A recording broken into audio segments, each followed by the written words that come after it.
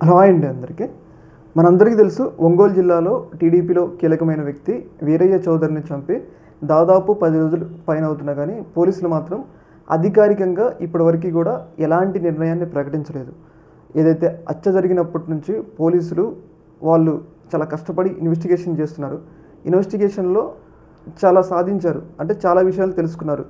హత్య చేసింది ఎవరు, హత్యకు కారణాలు ఏంటి అనే విషయాలన్నింటినీ కూడా పోలీసులు తెలుసుకున్నారులే, కానీ ఆ విషయాలు బయటికి చెప్పట్లేదు. అధికారికంగా మాత్రం కొన్ని రోజులు ప్రెస్ మీట్ పెట్టి పూర్తి ఆధారాలు సేకరించిన తర్వాత వాళ్ళు ఒక ప్రెస్ మీట్ నిర్వహించి హత్యకు కారణాలు ఏంటి అనే విషయాలు అయితే వెల్లడిస్తారు. కాకపోతే ఈలోగా మనకు వస్తున్న సమాచారం ఏంటంటే, ముఖ్యంగా ఏదైతే వీరయ్య చౌదరిని చంపడానికి కీలకమైన పాత్ర పోషించింది దేవేంద్రనాథ్ అనే వ్యక్తి, వీరగంధం దేవేంద్రనాథ్ అని చెప్పేసి ఒక వ్యక్తి ఉన్నాడు.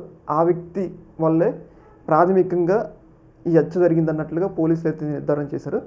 అయితే ఈ వ్యక్తి ఈయన సొంతంగా చేశారా, వేరే వ్యక్తులతో చేశారా అనేది పోలీసులు అయితే అనుమానపడుతున్నారు. ముఖ్యంగా అనుమానిత వ్యక్తి వీరేంద్రనాథ్ని అదుపులోకి తీసుకున్నారులే, కానీ హత్య చేసిన వాళ్ళని ఇప్పటివరకు అదుపులోకి తీసుకున్నారా లేదనేది ఇక్కడ కీలకమైన ప్రశ్న. ముఖ్యంగా హత్యలో నేరుగా పాల్గొన్న వ్యక్తి ఎవరు అంటే బోర్ల వినోద్ అని చెప్పేసి ఒక సమాచారం అయితే వస్తుంది. బోర్ల వినోద్ ఏదైతే వీరేంద్రనాథ్ చెప్పడం ద్వారా సుపారీ తీసుకొని వీరయ్య చౌదరిని హత్య చేయడంలో కీలకమైన పాత్ర పోషించాడు. ఆయన కూడా నేరుగా హత్యలో పాల్గొన్నాడు. దానికి ప్రధాన ఆధారం ఏంటి అంటే చేమకుర్తి వద్ద లభించిన స్కూటీ ఉంది కదా, ఆ స్కూటీ అనేది వీరేంద్రనాథ్, ఆ స్కూటీ అనేది బోర్ల వినోద్ది అని చెప్పేసి పోలీసులు తేల్చారు. దానివల్లే ఈ కేసులో బోర్ల వినోద్ కూడా ఇన్వాల్వ్ అయ్యండి అని చెప్పేసి ప్రాథమికంగా నిర్ధారణకు వచ్చారనమాట. ఈ బోర్ల వినోద్ ఎవరు అంటే దేవేంద్రనాథ్కి అత్యంత సన్నిహితుడు. ఈయన చెప్పడం వల్లే బోర్ల వినోద్ హత్య చేశాడు అన్న ఒక ప్రాథమిక నిర్ధారణకి అయితే రావడమే జరిగింది. అయితే ఈ బోర్ల వినోద్ ఇప్పుడు ఎక్కడ ఉన్నాడు, ఈ బోర్ల వినోద్తో పాటు ఇంకా ఎంతమంది హత్యతో పాల్గొన్నారు, ఈ బోర్ల వినోద్ చేత ఇంకా ఎవరెవరు హత్య చేయడానికి డబ్బులు ఇచ్చారు బోర్ల వినోద్కి అనే విషయాలు అయితే పోలీసులు అయితే పూర్తిగా ఇన్వెస్టిగేషన్ చేస్తున్నారు. బయటికి మాత్రం ఎలాంటి విషయాలు అయితే రానివ్వట్ల. ప్రాథమికంగా చేస్తున్న విచారణలు ఏంటంటే బోర్ల వినోద్ అనే వ్యక్తి అప్స్కాన్లో ఉండు, అంటే పోలీసు అదుపులో ఉన్నాడా లేకపోతే ఆయన పారిపోయి ఉన్నాడా పోలీసులు ఇంకా పట్టుకోలేదో మనకే తెలియదు. ఏదేమైనా కానీ ఈ కేసులో పోలీసులు ఆధారాలు, ఇప్పుడు చంపిన వాళ్ళు తెలుసు, కాకపోతే వాళ్ళకి కోర్టులో శిక్ష పడాలంటే ఆధారాలు కావాలి.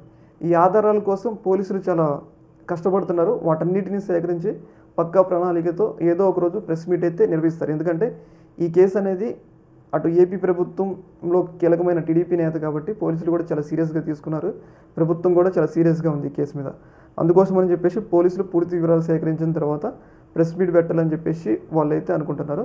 ముఖ్యంగా దేవేంద్రనాథ్, ఎవరైతే ముప్పా సురేష్ అని చెప్పేసి, అలాగే ఇంకో కొంతమంది, అలాగే కీలకమైన హత్యలో పాల్గొన్న వ్యక్తి బోర్ల వినోద్ అని చెప్పేసి ప్రాథమికంగా పోలీసులు చెప్పాలి.